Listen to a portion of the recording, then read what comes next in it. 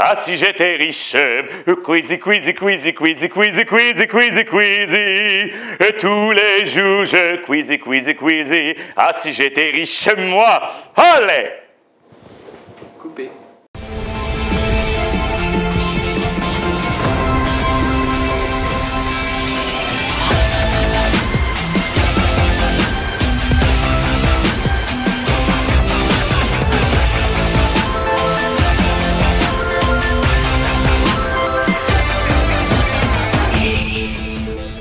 Salut à tous, j'espère que vous allez bien. Aujourd'hui, je me trouve au 9 Hôtel Opéra à Paris pour une interview avec un artiste d'opéra, que dis-je, le baryton français du moment.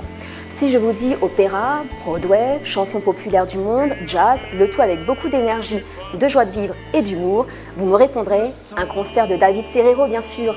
Alors moi, telle une inconditionnelle de l'opéra, ou pas du tout, avec mon petit chrono et mes 60 secondes, je lui ai concocté un petit quiz dont il se souviendra très rapidement. Allez, c'est parti. Bonjour David. Bonjour. Je suis ravie de t'avoir aujourd'hui dans Cuisine. Eh ben, c'est moi qui suis content. Merci beaucoup. Merci d'être venu. Merci à vous tous. Merci ma chère Akima. Merci. Alors, tu as sorti nouvellement un album qui s'appelle All I Care About Is Love. Et qui est Désolée pour mon accent. Non, c'est All I Care About Is Love. Une compilation de classiques de Broadway, de standards de jazz, Absolument. De chansons russes, avec une surprise à l'intérieur, oui. Le duo avec Jermaine Jackson. Absolument, alors, sur les feuilles mortes. Enfin, comment est venue votre idée de faire un duo comme de ça, collaboration improbable, tout à fait. En fait, on s'est rencontrés à Los Angeles et j'avais une idée de mélanger une pop star et un chanteur d'opéra. Et donc en fait un ami me dit tu penses à qui comme pop star? Et moi je voulais un nom qui vraiment marque la pop. Et donc j'ai dit pour rigoler Michael Jackson. Bien sûr Michael nous a quittés. Mais il m'a dit par contre je connais très bien son frère Jermaine. Et je lui ai dit parle-lui de l'idée. Il a beaucoup aimé l'idée, on s'est rencontrés, nos voix se sont très bien mariées, malgré qu'elles étaient toutes les deux très différentes.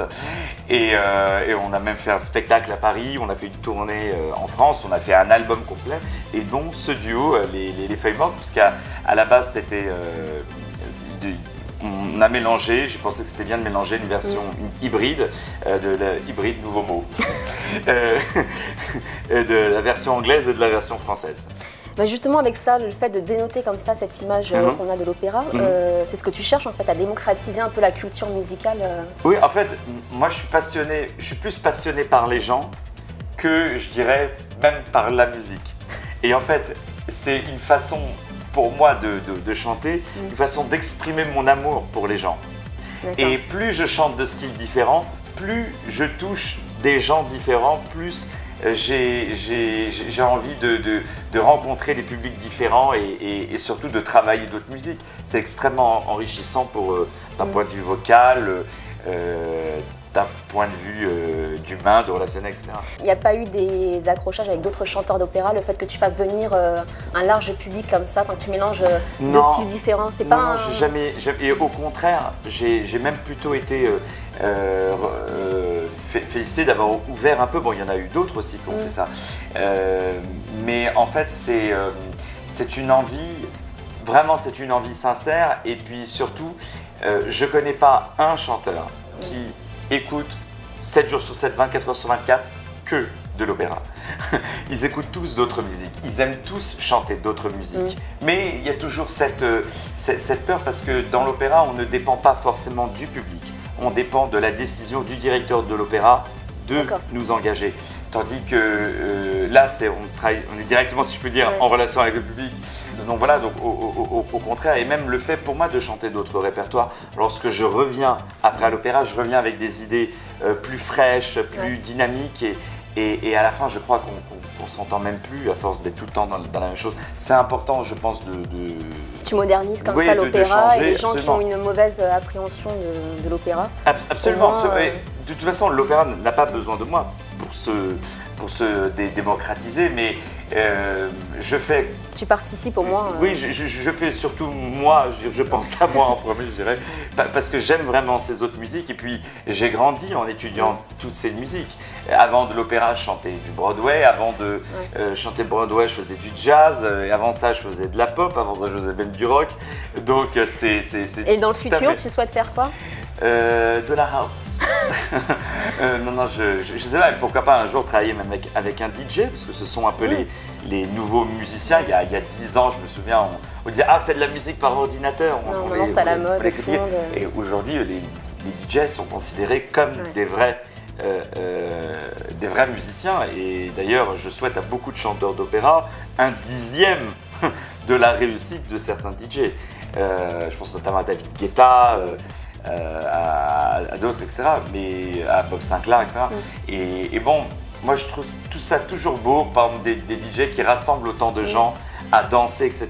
Et c'est ça aussi que j'aime, moi qui suis passionné par les gens, de chanter et de rassembler des gens. C'est pour ça aussi que j'aime chanter pour des œuvres caritatives. Ouais, des œuvres caritatives, dont la principale qui est le Trésor public.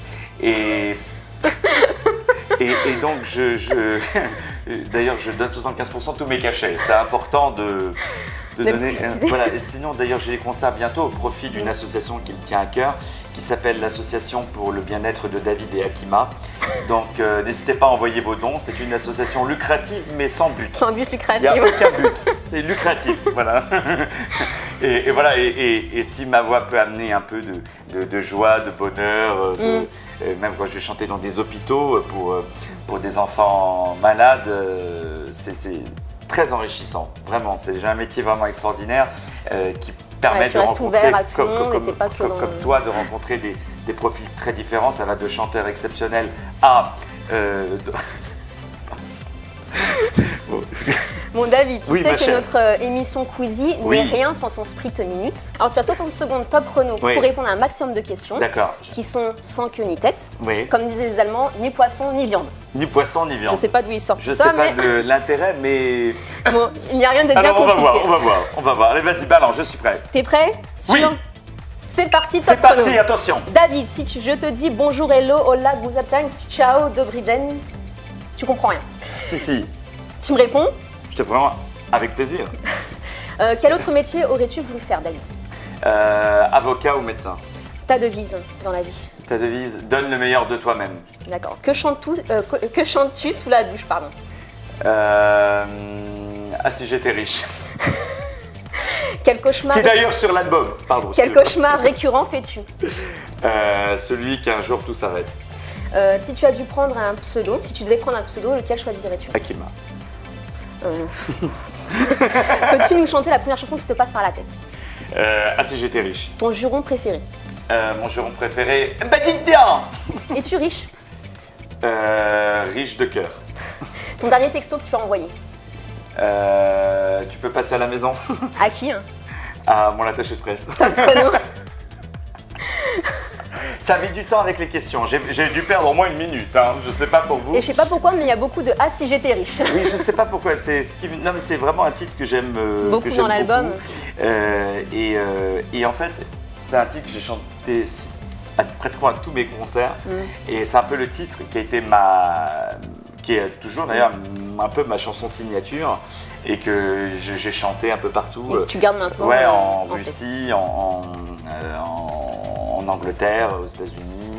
Mais écoute David, merci d'être prêté au jeu. Ça y est, c'est fini. C'est le principe de l'émission, c'est rapide, 60 secondes. Rendez-vous sur notre page Facebook et notre chaîne YouTube ou sur les réseaux sociaux. Bye bye. Voilà, à bientôt. Ciao, ciao. Bravo Hakima, c'était extraordinaire. Hakima, thank you. Thank you really so much. Une goutte tombe. Oh mon Dieu.